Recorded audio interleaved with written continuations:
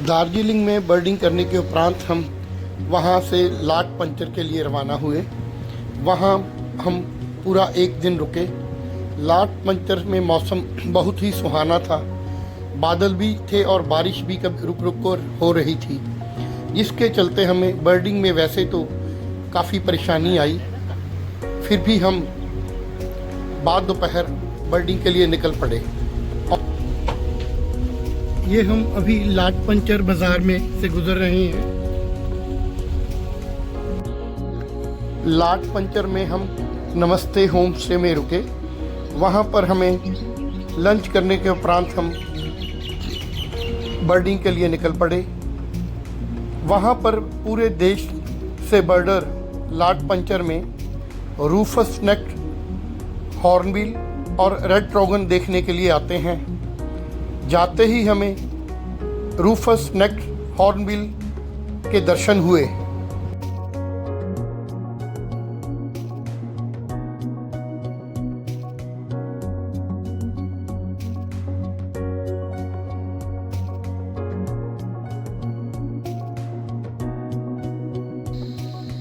जंगल काफ़ी घना था। 1 घंटे के उपरांत हमें रूफस नेक्ड हॉर्नबिल दिखा। तब हमने उसके फ़ोटोग्राफ भी लिए।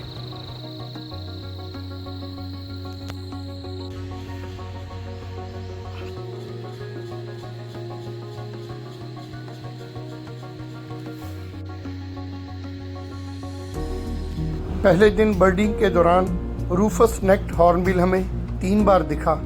उसके हमने फ़ोटोग्राफ लिए। अभी हम लोग यहाँ लाट पंचर पर है। तो लाट पंचर का हम लोग का एक हैबिटेट है जो रेड ट्रोगन रहता है यहाँ पर।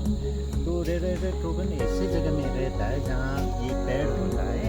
तो आप देख रहे हैं यहाँ पर स्क्रूपाइन होता है। ये स्क्रूपाइन का सीड देता है, लाल वाला होता है, और वो खाने के लिए यहाँ पर आता है। तो जहाँ वहाँ पर रेड ट्रोगन मिलने का चांसेस है।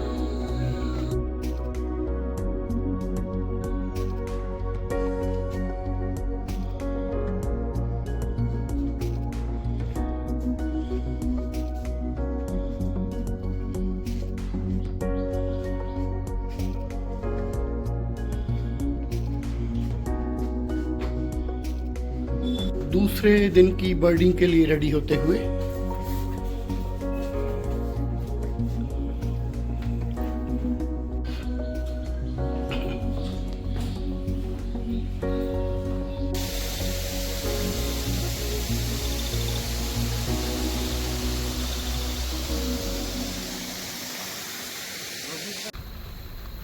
नहीं मेल ही है वो। फीमेल काला है।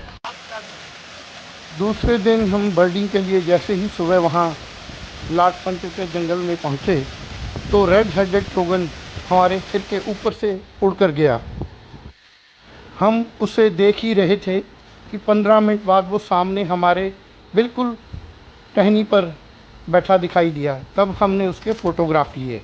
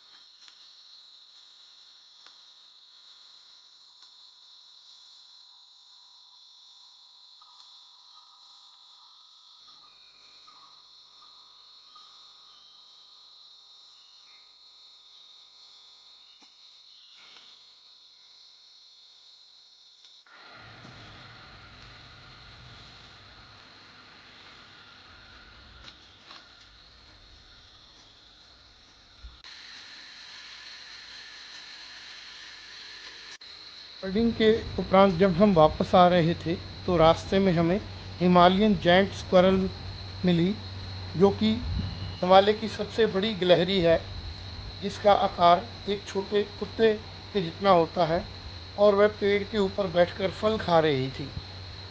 15-20 मिनट के बाद वह वहाँ से भाग गई। बादलों से, नदी नालों और झरनों से भरे इस एरिया लाटपंचर से हमने 9 बजे बर्डिंग ख़त्म करके ब्रेकफास्ट करने के उपरांत आगे महानंदा नेशनल पार्क के लिए रवाना हो गए।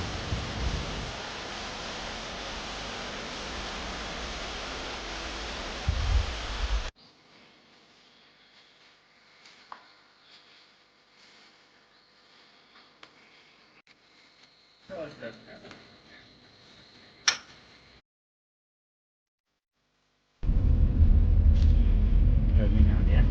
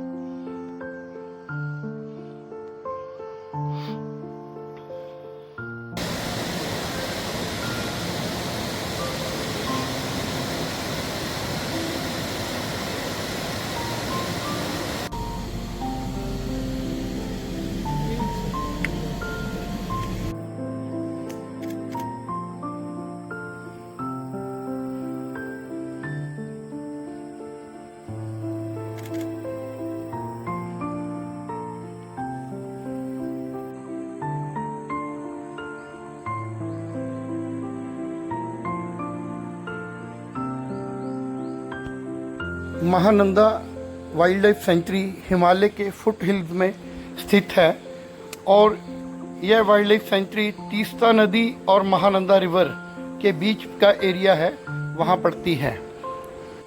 यह पश्चिम बंगाल के सिलीगुड़ी शहर से 13 किलोमीटर दूर सुकना एरिया से स्टार्ट होती है, और बागडोगरा एयरपोर्ट से यह 30 किलोमीटर दूर पड़ती है। इसका कुल एरिया 158 स्क्वायर किलोमीटर है। महानंदा नेशनल पार्क में बर्डिंग करने के उपरांत शाम को हम रोंगटोंग पहुँचे। वहाँ पर हम नाइट स्टे किया, और उसके उपरांत अर्ली मॉर्निंग हम फिर दोबारा बर्डिंग के लिए निकले। वहाँ पर चाय के बागानों में बहुत अच्छी बर्डिंग की जा सकती है, क्योंकि ज़्यादातर पक्षी चाय के बागानों में लगे पेड़ों पर ही मिलते हैं।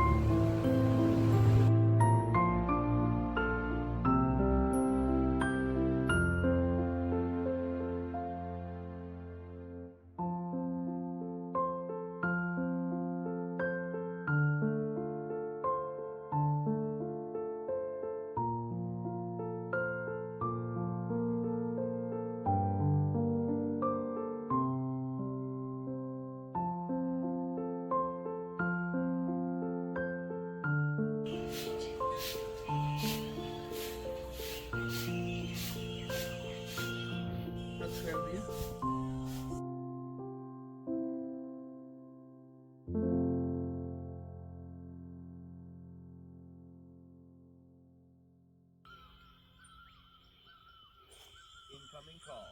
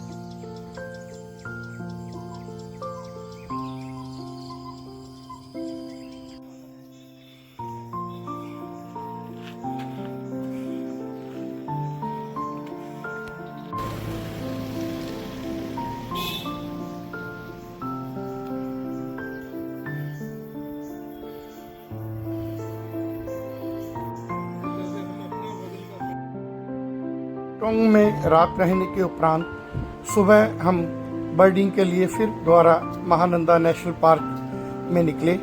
वहाँ पर स्थित चाय के बागानों में हमने बर्डिंग की। 10:30 बजे वापस आकर नाश्ता करने के उपरांत हम लावा के लिए रवाना हो गए।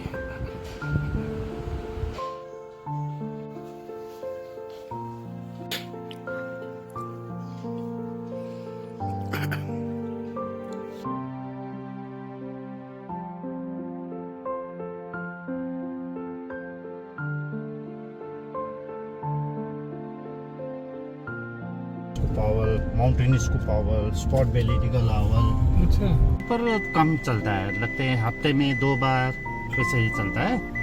पर आपका वो जो सीजन टाइम है ना, फिर से रोज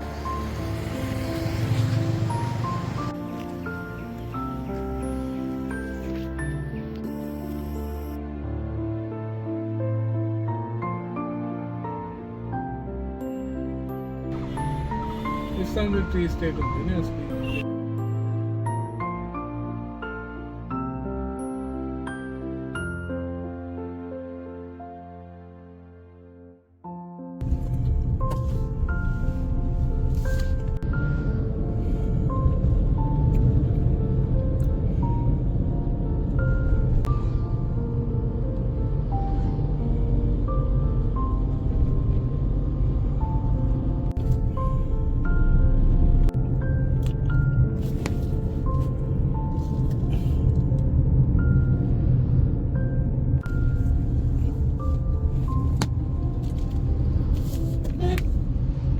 सिक्किम को जाने वाले रास्ते के साथ तीस्ता नदी में आई बाढ़ का दृश्य।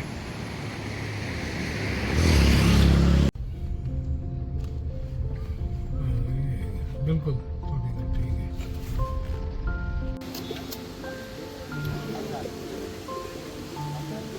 है।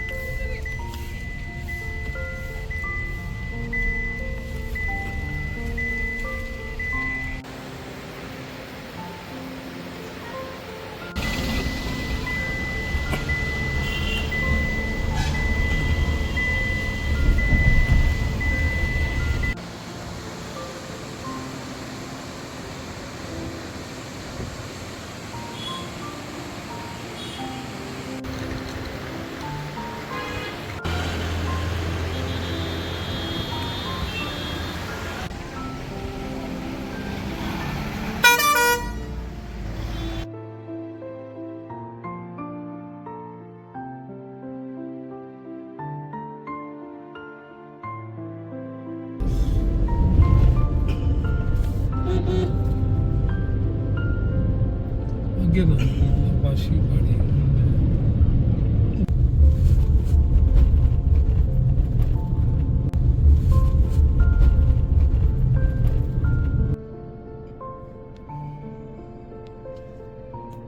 बाटा डेल्मी पपर लावा। सिलीगुड़ी से लावा जाते समय रास्ते में बहुत ही खूबसूरत चाय के बागान पड़ते हैं। दूर दूर तक फैले चाय के बागान, उनमें हरे भरे जंगली पौधे लगे देखकर वैसे ही मन खुश हो जाता है। रास्ते में हमने देखा कि बरसात के मौसम के दौरान भी मज़दूर और महिलाएं वहाँ पर चाय के बागानों से पत्तियाँ तोड़ रही थी।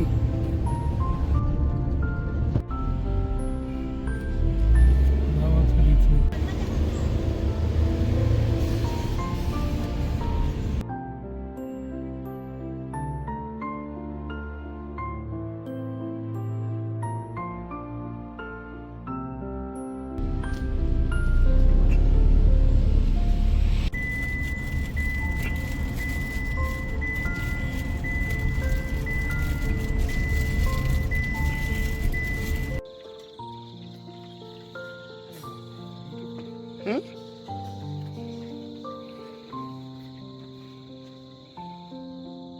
हाँ, शायद उसका है तारा दुर्जी।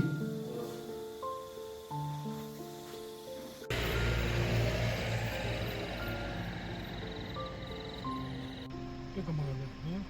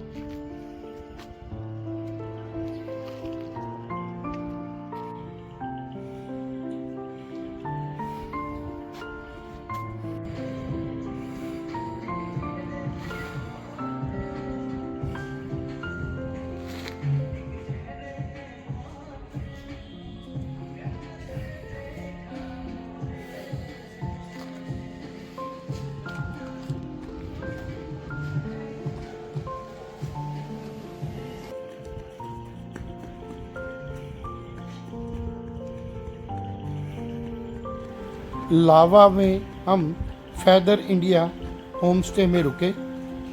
उस दिन पूरा दिन वहाँ पर बरसात चलती रही, घने बादल छाए रहे, हमें इस दौरान बर्डिंग का मौका नहीं मिला।